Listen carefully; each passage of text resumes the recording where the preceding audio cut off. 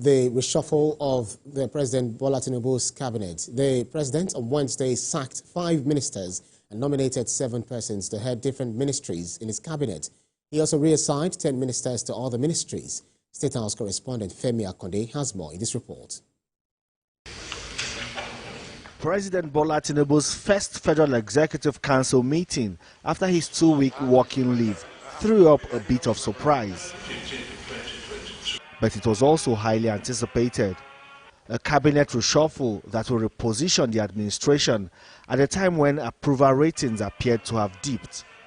5 ministers were relieved of their appointment and 7 more nominated as ministers, while several others were reassigned portfolios within the federal cabinet. President Bola Tinubu scrapped the Ministry of Niger Delta and approved the creation of the Ministry of Regional Development that will oversee affairs of all regional development commissions in the country. The Ministry of Sports Development was also taken out. Likewise, the Ministry of Tourism that has now been merged with the Ministry of Arts, Culture and Creative Economy. Also, after a 10-month vacuum, the Ministry of Humanitarian Affairs and Poverty Alleviation will finally get a minister, following the sack of Betta Edu in January. The Federal Executive Council has taken a decision to take that Ministry of Tourism out and the functions of that ministry be transferred to a new ministry called the Ministry of Arts, Culture, Tourism and Creative Economy. The President and members of Council today took a decision to rename that ministry so that all these other regional bodies will come under this new Ministry of Regional Development. The minister of the defunct Ministry of Niger Delta made some clarifications regarding the nomenclature of the new Ministry of Regional Development, insisting it is without prejudice to the Niger Delta region. For our people over there in the Niger Delta region, I would like them to know that that has not removed anything from them. The NDDC is still very much in place, which is still under the Ministry of Regional Development, and all other such agencies are there.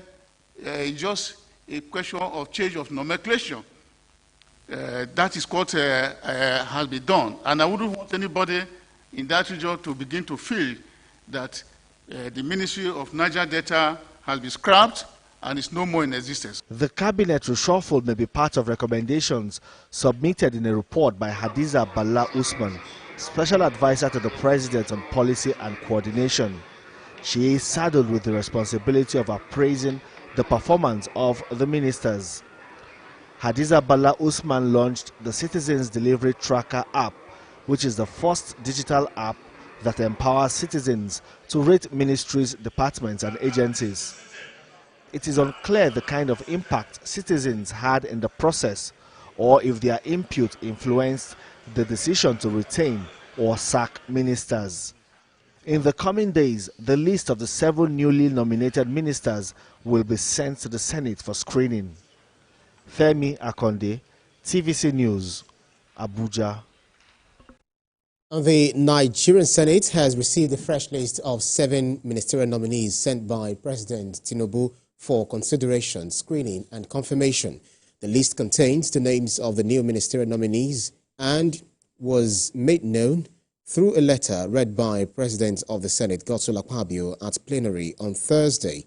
President Bola Tinubu reshuffled his cabinet on Wednesday, discharging 5 of his 47 ministers and appointing 7 fresh persons as ministers pending Senate confirmation. President Tinubu's request has been submitted to the Committee of a Whole for immediate consideration. Now let's give you a breakdown of the cabinet reshuffle as announced by the President. The 5 ministers discharged by President are Minister of Women Affairs, Uju Kennedy Ohaneye, Minister of Tourism, Lola Adejon, Minister of Education, Professor Tahir Maman, Minister of State for Housing and Urban Development, Abdullahi Gwazo, and Minister of Youth Development, Jamila Bio Ibrahim. 7 fresh names have been nominated by President Tinubu for ministerial positions, subject to confirmation by the Senate. And Tawe, you'll was nominated as Minister of Humanitarian Affairs and Poverty Reduction. Ahmadu as Minister of Labour and Employment. Bianca Ojukwu has been nominated as Minister of State Foreign Affairs. Jumoke Oduwole as Minister of Industry, Trade and Investment. Idi Mokhtar Meha will head the Ministry of Livestock Development. Others are Yusuf nominated as Minister of State, Housing and Urban Development, and Suwaiba Ahmed as Minister of State for Education. Now, President Tinubu has also reassigned some ministers. Current Minister of State for Education, Yusuf Sununu, is now Minister of State, Humanitarian Affairs and Poverty Reduction. Current Minister of State for Health, Tunji Alausa, is now Minister of Education. Bello Goronyo, who is the current Minister of State for Water Resources and Sanitation, is now Minister of State for Works.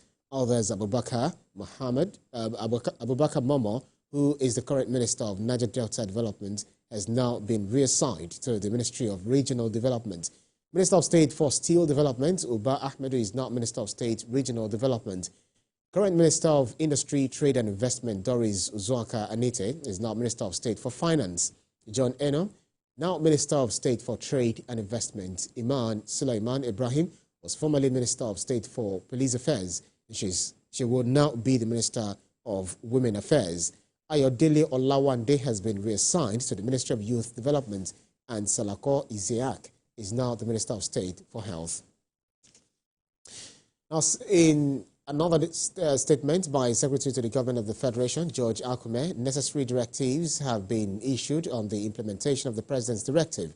He also mentioned that all handing over and taking over processes are expected to be completed before 30th of October 2024. In the case of ministries where there are no ministers to take over, the outgoing ministers are to hand over to the permanent secretaries. And then Special Advisor to President Bola Tinubu on Information and Strategy, Bayo Ononuga, says the cabinet reshuffling of the president is to bring more development in the country. He stated this on Beyond 100 Days while confirming that the suspended Minister of Humanitarian Affairs and Poverty Alleviation, Betta Edu, has been discharged of her duties with the recent appointment made by the president to the ministry. Some Nigerians have been blaming the president for whatever downturn the country faces, and he too has been putting pressure on his ministers to perform. And just before he went on vacation, he actually asked them to go out there to tell the Nigerian people what they have been doing, because as he told them then, the report he keeps getting was that the ministers are not, that the government was not performing. He knows the government is performing, and that the ministers need to come out there to project what the government has been doing since last year May. The president today appointed or nominated a new minister of humanitarian affairs. So that's, without saying anything, that shows that it's not going to be possible for Dr. Betta Edu to return to this cabinet. I think the case has already been concluded. Now, Executive Director, Not Too Young to Lead initiative of his Akpobo, joins me on the news for more insight. Thanks so much for joining us, Mr. Akpobi. This cabinet reshuffling is a clear departure from what obtained in the previous administration. Does this in any way indicate that President Tinubu is really keen on appointees that would help him actualize his renewed hope agenda in no distant time? Yes, I believe the president knows that the members of his cabinet will determine how effective he will implement his dreams for Nigerians. But one thing we should ask ourselves is, how are these people recruited? Oftentimes we've had issues of people that are ineffective just because of our leadership recruitment processes, which are not really, is always laced with bias, party lines, and all that. So I think it is where people who doesn't even have any knowledge of a particular ministry are just placed there just because maybe one person who have the right, who is in charge of power, just made such recommendation. And cases like this always have negative ripple effects in our society. So for me, this reshufflement issue is coming at the right time. But what I think the president should reiterate and re-echo to them is these persons, they were given this privilege to, make life better for Nigeria and not just get nomenclature. Right. So, but if you look at the president's decision, it will make the National Sports Commission to assume the responsibilities of the defunct Ministry of Sports Development. But there were questions over the status of the NSC because former President Muhammadu Buhari did not assent both the NSC and NFF bills despite being passed by the National Assembly. And some said Ministry of Sports and Youth Development would have been better merged. What say you to this?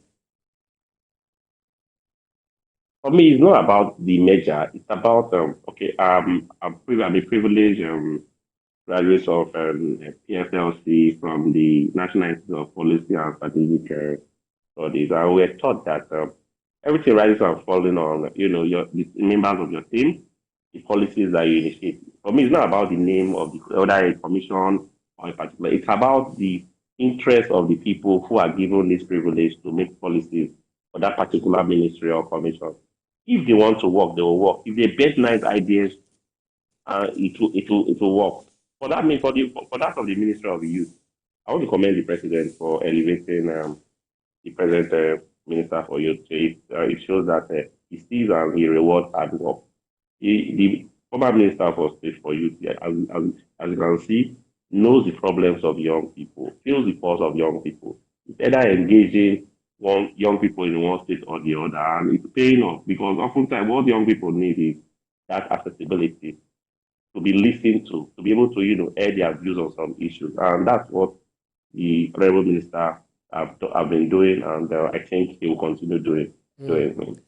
So the decision to rename the Ministry of Niger Delta Development Commission to the Ministry of Regional Development Commission also met with some stern criticisms, with the like of Chief Edwin Clark arguing that the creation was not merely about its administrative structure, but to address security issues and fulfilling specific needs of the Niger Delta. What do you say to that also?